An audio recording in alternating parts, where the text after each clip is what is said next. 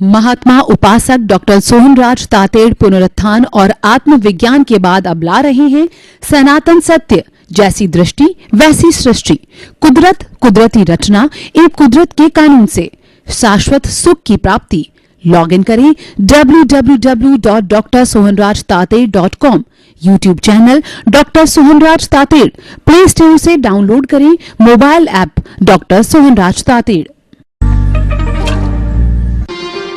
ओम ह्रीं नमो अरहन्ताणं, ओम ह्रीं नमो सिद्धाणं, ओम ह्रीं नमो आयर्याणं, ओम ह्रीं नमो उवजायाणं, ओम ह्रीं नमो लोये सव साहुणं, ऐसो पंच नमो कारो सब पावपणासनो, मंगलाणं च सव्वे सिंह पडमं हवै मंगलं, पडमं हवै मंगलं। ओम नमो भगवते वासुदेवाय, ओम नमः शिवाय। जय सच्चिदानंद। भाई और बहनों, मातृशक्ति को नमन। आज का हमारा बहुत सुंदर विषय है पुरुषार्थ एवं प्रतिष्ठित आत्मा। आज पूरे विश्व के अंदर पुरुषार्थ का डंका बज रहा है। बचपन से लगाकर वृद्धावस्था तक हर चिंतनशील प्राणी को हर स्थान पे यही कहा जाता है, पुरुषार्थ करो, पुरुषार्थ करो। एक बच्चा स्टूडेंट होता है, स्कूल जाने वाला होता है, जब उसकी समझ आ जाती है, प्राइमरी से प्रारंभ होता है, तभी उसको कहता है कि पढ़ाई का पुरुषार्थ करो। और यह बात उसको लगातार जब तक कि उसकी शिक्षा पूरी नहीं होती है, पुरुषार्थ करने की बात कही जाती है। पुराने जमाने में जब गुरुकुल प्रणाली हुआ करती थी, जब बड़े बड़े जो वशिष्ठ जैसे मुनियों के जो आश्रम बने हुए होते थे नदी के किनारे पर, जहां प्राकृतिक छटा होती थी, कल कल करती नदियां बहती थी और चिड़ियां चहचहाती थी और पशु इधर उधर भागते थे, चिल्लाते थे, और जो है चारों तरफ ग्रीनरी ग्रीनरी थी और जो है वो फूल खिलखिला जाते थे। ऐसे हरियाली की गोद में, प्रकृति की गोद के अंदर उनके आश्रम होते थे। व्यक्ति को कर्मनिष्ठ बनाया जाता था, धर्मनिष्ठ बनाया जाता है, श्रमनिष्ठ बनाया जाता था। वहां पर एक ही बात सिखाई जाती थी कि पुरुषार्थ करो। तो हम क्या कहना चाहते हैं कि चारों तरफ पुरुषार्थ का बोलबाला है। तो प्रश्न ये होगा कि इंसान के लिए पुरुषार्थ करने वाला तत्व कौन सा है? वह हमने खोज निकाला है। वह दादा भगवान की एक अनोखी खोज है। तो दादा भगवान ने उसको कहा है कि पुरुषार्थ मात्र प्रतिष्ठित आत्मा का होता है। उन्होंने एक तो हमारी मूल आत्मा, द्रव्य आत्मा, शुद्ध आत्मा कही है, जो कि हर प्राणी में मौजूद होती है, वो मोक्ष की अवस्था में होती है। अभी तक हम शुद्ध आत्मा बने नहीं है, लेकिन ये सारा सनातन सत्य में हमने लक्ष्य बनाया शुद्ध आत्मा बनने का, परमात्मा बनने का। और दूसरी आत्मा होती है प्रतिष्ठित आत्मा। तो ये प्रतिष्ठित आत्मा को हम अंतरात्मा भी कह सकते हैं। ये पुरुषार्थ करने वाली होती है। एक मैकेनिकल की आत्मा होती है जो कि उदय और प्रारब्ध होता है। मन वचन काया की जन्म से मृत्यु तक की जितनी भी प्रवृत्तियां चलती है वो मैकेनिकल ऑटो मोड से चलती है। उसको हम उदय और प्रारब्ध कहते हैं। वो मैकेनिकल आत्मा कहलाती है। जो जड़ होती है और जो प्रतिष्ठित आत्मा होती है वो मिश्र चेतन होती है। वह जड़ और जो है चेतन का मिश्रण होता है। तो पहले पुरुषार्थ को, प्रतिष्ठित आत्मा को समझने के पहले हमें एक त्रिवेणी को समझना बहुत जरूरी है। उसको समझने से हमारी पूरी दृष्टि क्लियर हो जाएगा कि मैकेनिकल मोड से चलने वाली कौन सी आत्मा है, प्रतिष्ठा करने वाली कौन सी आत्मा है और मूल आत्मा कौन सी है। प्रतिष्ठित आत्मा का अर्थ होता है प्रतिष्ठा करने वाली, भाव डालने वाली, चिंतन करने वाली। हम जब भी कहीं मंदिर के अंदर जो भगवान को बिठाना चाहते हैं तो पहले मूर्ति बना करके और हम एक बड़ा फंक्शन रख के प्राण प्रतिष्ठा मंत्रोच्चारण के बाद में, सारी विधि के बाद में जब वो स्थापित की जाती है तब वो एक भगवान का रूप हो जाती है, वो जिन बिंब बन जाता है। फिर उसकी पूजा की जाती है, भगवान मान करके उसका क्रियाकांड किया जाता है, पूजन किया जाता है। तो हम आपको कहते हैं वह प्रतिष्ठित आत्मा है जो सब तरह की प्रतिष्ठा करती है, संसार लक्ष्य प्रतिष्ठा करती है, आत्मलक्ष्य प्रतिष्ठा करती है। तो सबसे पहले हम एक त्रिवेणी को समझें, वो है दृश्य, दृष्टि और दृष्टा। इसमें सारा रहस्य छिपा हुआ है। आज के टॉपिक का, मुक्ति में जाने का पूरा रहस्य इस त्रिवेणी में है। दृश्य, हम अपनी खुली आंख से इस संसार को जो देखते हैं, क्योंकि देखना है वो आंख का काम है। खुली आंख से करो या बंद आंख से करो, जो भी हमको दृश्य दिखाई देता है, जितनी दूरी तक दिखाई देता है, जो फोटो दिखाई देता है, जो खुली आंख से, जैसे मैं अभी देख रहा हूं, मुझे कैमरा दिखाई दे रहा है, सामने ट्यूबलाइट लगी हुई दिखाई दे रही है और उस कैमरे से मेरी रिकॉर्डिंग हो रही इस एपिसोड की, तो ये सारा दृश्य कहलाता है। और उसके बाद में देखिए कि आंख देखेगी कब, जब आंख के अंदर ज्योति होनी चाहिए, प्रकाश होना चाहिए और वो जो है रेटिना होना चाहिए। उस प्रकाश को रेटिना कहते हैं। और जो अंधा आदमी होता है उसका रेटिना फूटा हुआ होता है, वो जन्मांध होता है, वो देख भी नहीं सकता है। तो रेटिना सही है, उस प्रकाश के माध्यम से कोई चीज को देख पाते हैं, उसको दृष्टि बोलते हैं, उसको विजन बोलते हैं, उसको आईसाइट बोलते हैं। तो ये बाहर की भी होती है और भीतर की भी होती है। भीतर का जो होता है वो हमारा लब्धि वीर्य होता है, बाहर का होता है वो करण वीर्य होता है, ये अलग विषय है। लेकिन जो हम आंखों से जो है वो हमको प्रकाश मिलता है, जिसके माध्यम से देखते हैं, वह दृष्टि या विजन कहलाता है। अब सवाल ये है कि वो दृष्टि कौन देता है? वो दृष्टि देने वाला दृष्टा है। दृष्टा स्व पर प्रकाशक होता है, खुद प्रकाशित है ये और दूसरों को प्रकाशित करता है। दीपक होता है, वो स्व पर प्रकाशक होता है।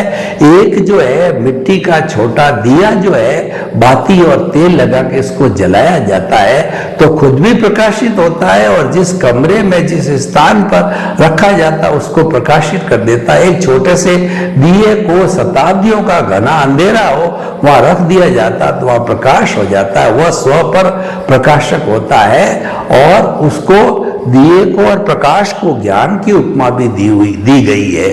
तो जो है ये दृष्टि जो देने वाला होता है हमारा स्व पर प्रकाशक दृष्टा, यानी हमारे भीतर विराजमान शुद्ध आत्मा भगवान है, वो दृष्टा कहलाता है। वो पावर हाउस है, वो कोई कार्य नहीं करता, कोई तरह की जो है गतिविधि नहीं करता, उसके शरीर नहीं है, वो अक्रिया है। वो हमारी आत्मा अमूर्त है, बिना शरीर वाली समझ दीजिए, पर वो अनुभव जन्य है। उसकी हाजिरी बिना हम मुर्दे हैं, मृतवत है, हमको जला दिया जाता है। और उसकी हाजिरी को जो है, वो प्रेजेंस को जो है प्रूव करने के लिए मैं आपको उदाहरण देना चाहता हूं कि मान लीजिए कि हमने हमारे दृष्टा को, शुद्ध आत्मा को एक माना। अब उस एक के पीछे मैं 1 0 2 0 3 0 4 0 5 0 लगाता हूं। पहला 0 जो है वो हमारा धन का, दूसरा 0 संपत्ति का, तीसरा 0 जो है परिवार का, चौथा 0 पद प्रतिष्ठा का, पांचवा 0 जो है हमारे संबंधों का। तो ये 0 लगने से, एक के आगे 0 लगा तो 10 गुना हो गया, 2 है 100 गुना हो गया, 3 है 1000 गुना हो गया, 4 10,000 और लाख, यूं करके ये गुणित गुणित गुणित होता जा रहा है। क्यों होता है कि एक की मौजूदगी है। अब मैंने क्या किया, उस एक को काट दिया तो तो एक को काटते हुए पीछे 5 जीरो हुए। तो मैं आपसे प्रश्न करना चाहता हूं, उस 5 जीरो कोई मोल है? तो आप कहोगे उसका मोल है बड़ा जीरो, यानी उसका कोई मोल नहीं है। तो एक बात हृदयंगम कर दें, आत्मसात कर ले कि जो आत्मा है तो हम हैं, आत्मा नहीं है तो हम मुर्दे हैं, हमको जला दिया जाएगा, कोई घर में नहीं रखेगा, हमारा कोई अस्तित्व नहीं है। हमारा अस्तित्व दृष्टा के पास है। तो दृष्टा है एक पावर हाउस है।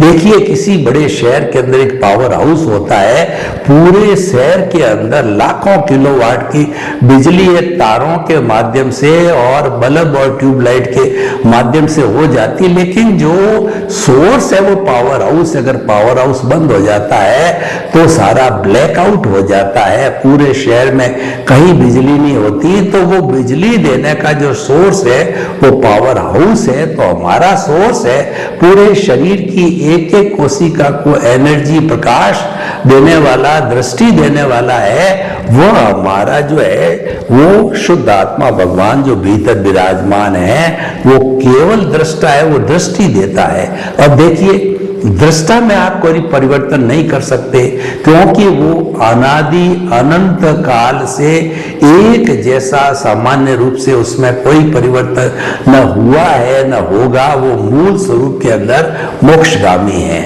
और उसके बाद में दृश्य जो हमने देखा है वह दृश्य तो उदय प्रारब्ध के अधीन है, वो कुदरती रचना, कुदरत के कानून के अधीन है। जैसी जैसी स्क्रिप्ट, जैसी जैसी फिल्म है और जैसा जैसा मन वचन काया की बैटरियां पिछले जन्म से चार्ज होके आई, मैकेनिकल मोड से वो दृश्य खुलता रहता है। उसके अंदर बदलाव करने की, करेक्शन करने की किसी भी प्राणी की कोई भी ताकत नहीं है। वो तो कुदरत के संजोगों के अधीन है, कोई करेक्शन नहीं करता, यथावत रहता है। एक श्वास लेने की भी अतिरिक्त है, हमारी ताकत नहीं है, सारा उदय के अधीन है। तो वो तो हो गया हमारा मैकेनिकल आत्मा, जिसमें कोई परिवर्तन हम नहीं कर सकते। और दृष्टा है, उसमें कोई परिवर्तन नहीं कर सकते। तो आखिर हम परिवर्तन किसमें करें, किसमें होता है, वो मुख्य पॉइंट है। सारा परिवर्तन जो होता है दृष्टि में होता है। इसीलिए हमारा ये कार्यक्रम है,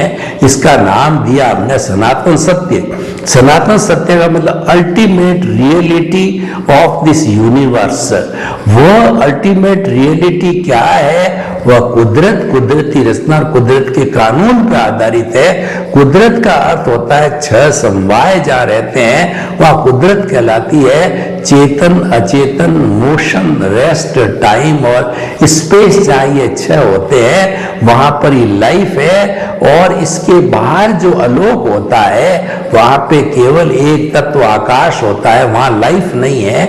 लाइफ केवल लोक के अंदर, जगत में, कॉस्मॉस के अंदर ही होती है, क्योंकि यहाँ छह तत्व मौजूद होते हैं। और एक सुई की अणी जितनी भी स्थान खाली नहीं होता है जहां पर ये छह तत्व मौजूद नहीं होते। अलग विषय, उसकी बात हम नहीं करेंगे। ये कुदरत है और इनकी, इन छह तत्वों की अवस्था बदलती रहती है।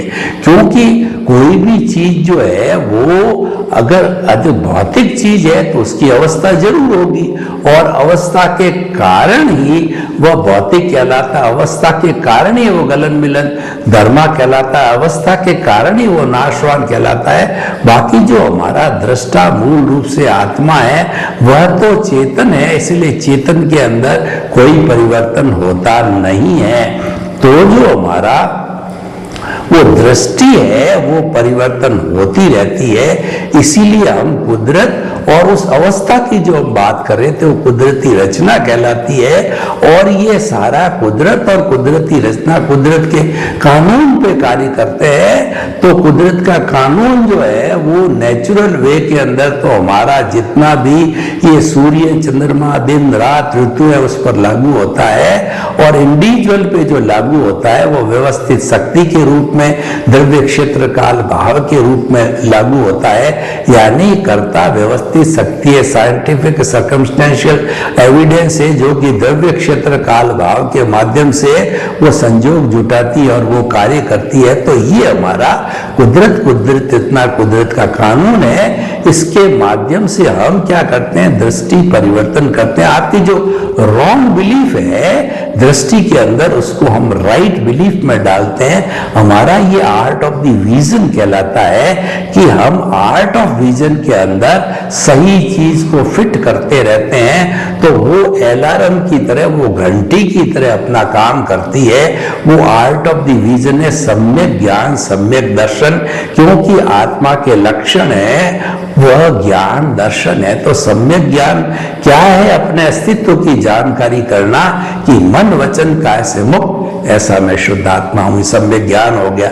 और सम्यक दर्शन है कि जगत का रचयिता कौन है, ये सारा संचालन कौन करता है। तो दूसरा सूत्र हमारा हम दर्शन के रूप में, सम्यक दर्शन के रूप में फिट करते हैं कि मन वचन का, क्योंकि व्यक्तिगत है तो मन वचन काया तथा उससे जुड़ी हुई हर अवस्था, मात्र अवस्था का मतलब विनाशी, पेरिशेबल, और वह जो है वह टेम्परेरी होगी, वह जड़ है और वह नाशवान है। अवस्था मात्र कुदरती रचना है और वह व्यवस्थित है, यानी वो प्री डेस्टिन्ड है, वह स्थायी है और वह नियत है, जो पीछे से लेके आए हैं वैसा योगा मैकेनिकल मोड है।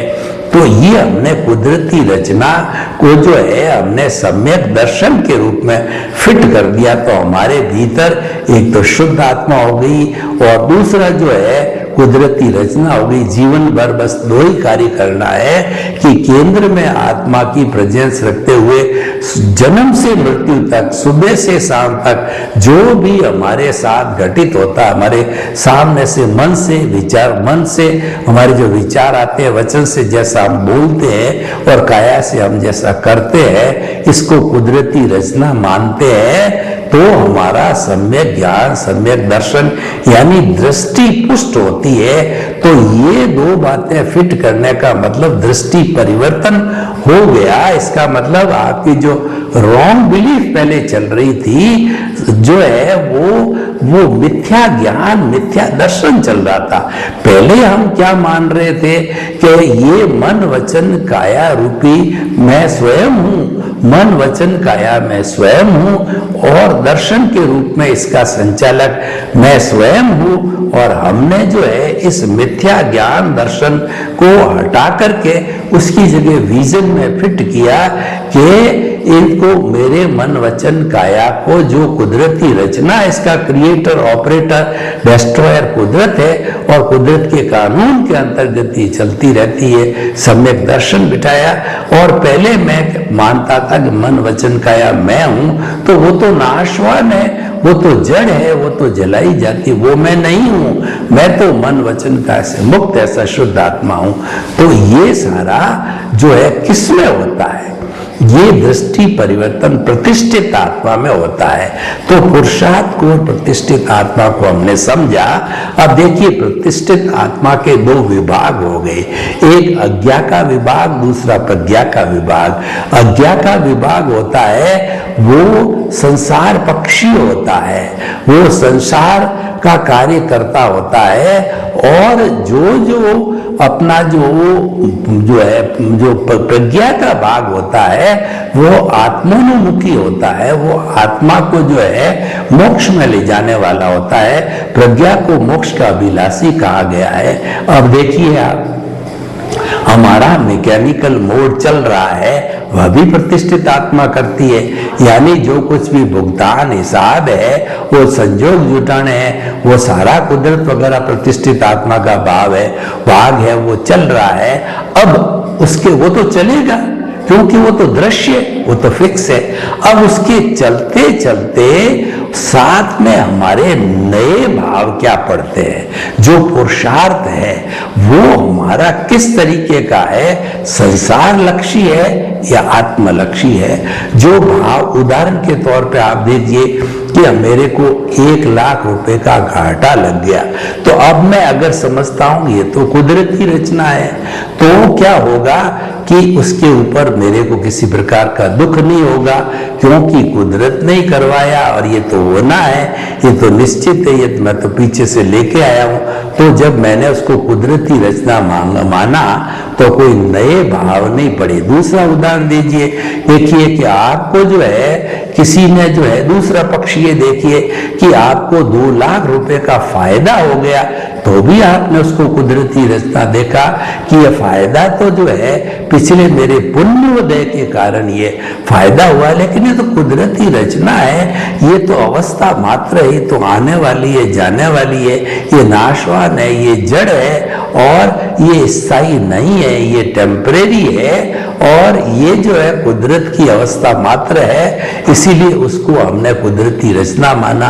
तो ऐसी हर क्षेत्र के अंदर हम नए भाव नहीं डालते हैं तो हमारी नई कॉजल बॉडी नहीं बनती है और ये हमारा जितना भी बर्फ की शिला की तरह ये इकट्ठा हुआ रहता है, हमारी कॉजल बॉडी है, यानी हमारा जितना डिस्चार्ज इकट्ठा हो चुका है, चार्ज के बाद डिस्चार्ज होता ही ये, क्योंकि नया चार्ज हो नहीं रहा है और पुराना डिस्चार्ज जन्मांतर का पड़ा है, वो बर्फ की शिला की तरह पिघलता रहेगा और एक समय में जाकर के शून्य हो जाएगा, अज्ञानता जीरो हो जाएगी, कॉजल बॉडी जीरो हो जाएगी। तो आत्मा, प्रतिष्ठित आत्मा कोई रोल नहीं रहेगा।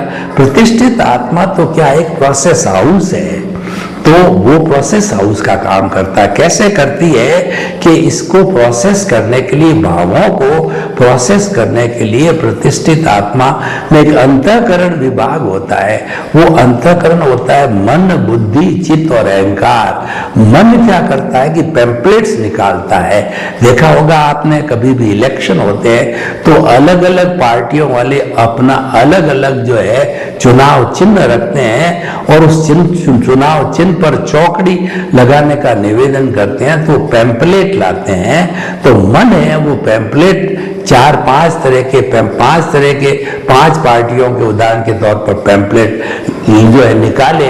अब वो निर्णय लेने की उसकी ताकत नहीं है, उन पैम्पलेट्स को तो जो है बुद्धि को दे देती है। बुद्धि जो है प्राइम मिनिस्टर का काम करती है, तो बुद्धि को दिया जाए तो बुद्धि क्या है कि निर्णय नहीं ले पाती है। बुद्धि जो है 2 तरह की होती है, सुबुद्धि होती है, कुबुद्धि होती है। अगर सुबुद्धि हो जाती है तो वह अच्छी रिकमेंडेशन चित्त को भेजती है। कुबुद्धि होती है तो कुबुद्धि हमको संसार में भटकाती है, अच्छा है या बुरा है, ये जो राग करवाती, द्वेष कराती है और कर्मों का बंधन करवाती है।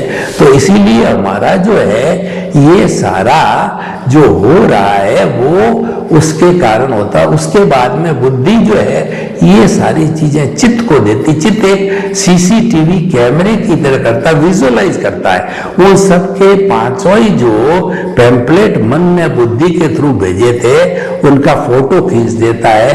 तो चित्त भी कोई निर्णय नहीं लेता। अब अहंकार राष्ट्रपति होता है, अहंकार के पास जाता है तो अहंकार उन 5 में से जिसको वोट देना होता है, जिसकी जो पार्टी होती है उसको यस कर देता है और हमारा हाथ वहां जाकर के चौकड़ी मार देता है।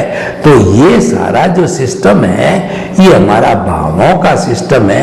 इससे भाव उत्पादन होते हैं। तो जो हमारे भाव बनते हैं वो भाव जो है वो पहले उसके ऊपर बीज पड़ता है।